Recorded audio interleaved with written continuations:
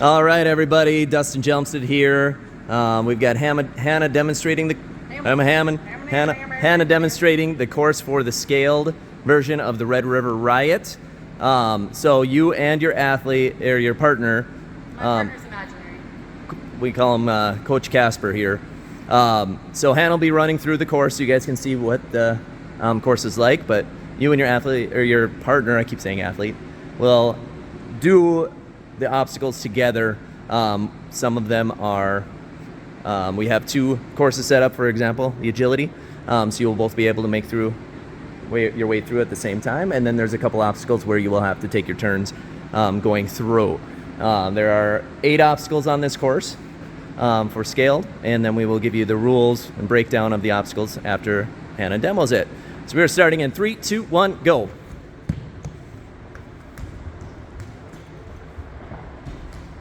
That is a clear on obstacle 1. She's on obstacle 2 with the trapeze bars. That is a clear on obstacle 2. Obstacle 3 is going to be the rings.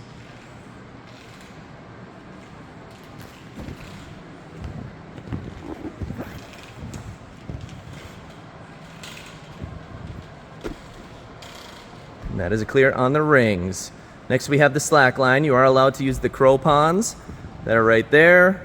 So you can use those to help steady your way through that slack line. Then we've got the wind chimes.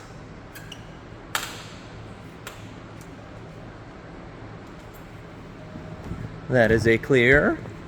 The next obstacle is our angry North Dakotans. That is a clear. And then we've got our tilting balance beam. Clear. And then our final obstacle is the 12-foot warped wall. We will have 2 rings on that, just as Hannah's demonstrating there. You can put your feet in those rings to use that to climb up. And then hit that X.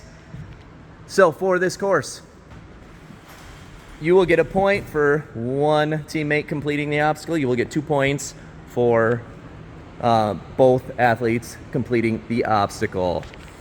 I will be right back with the course rules.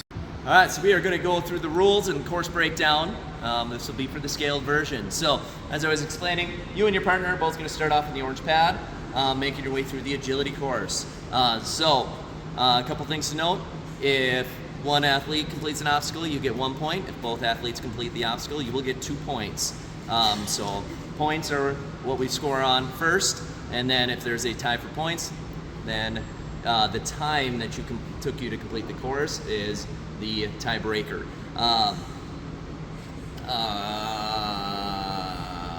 Obstacle 1. Obstacle 1, thank you.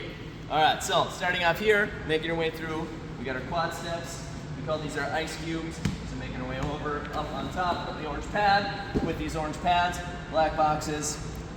Even the tires a little bit. Tires are pretty sturdy, but these are not attached to the floor, so they do have the ability to wobble a little bit. So make sure that you're landing center, squared on. Same thing with these boxes. Make sure you're stepping right in the center. If you go too far to the front, right onto the edge, they can tilt and wobble a little bit, okay? Coming down through, up and over these A-frames. That will be your first obstacle. Obstacle 2 is your trapeze bars. So we have 3 orange transition blocks to assist you. So you're allowed to use this bar to get over to the orange transition blocks. Again, these are not fixed. These bars, transition block, after you get to this transition block, you are allowed to come down to the ground and make your way over to the next obstacle. So this is where you and your athlete or your partner will have to take turns making your way through the ring. So you can use any of these rings in any shape or form. As Hannah demonstrated, you are allowed to skip. You don't have to use every single one of them. However, straps are not allowed. Making our way over to our next transition block. So if you were to, let's say, slip off the rings and touch the blue pad before you got to the transition block, that would not be a completion of that obstacle. You would not get a point for that. Coming through our single set of rings here. And then we are making our way onto the slack line. So you are not required to use the crow ponds, we call them, but you are allowed to use them. So you can hold on to that to help you get across, all right? And any of these are allowed to make our way over to any of these orange pads and use this post if you so choose. Onto our wind chimes. I'm over here. So all 4 of these wind chimes are allowed. The straps are not allowed. So the white pipes only, hands and feet, can use as Hannah demonstrated onto our orange transition block. And then we come on to our angry North Dakotans. We call that because if you flip them up upside down, it's the shape of North Dakota with angry eyebrows. On these, you can use any part of this, all right? You can use the sides, you can use the cliffhangers, you can actually hold on to the tops if you want. So any part of these onto our bullseyes. Our bullseye here, and then our last angry North Dakotan. Pull back, throw to the orange pad. To our second to last obstacle, the tilting balance beam. We'll start on the gray pad. If your partner goes and it is up, you can just push that down. Make it up and over. This is not in play, so we're not allowed to stand on this part here. Only the top beam is allowed. And then you can come over and get as much run as you want. So you can start over by the orange pads here to run up that 12-foot warp wall, where you can use both those rings to get up on top.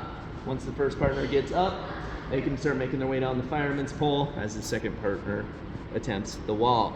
Again, there's a 5-minute time limit. Good luck, everybody. We will see you on the 16th.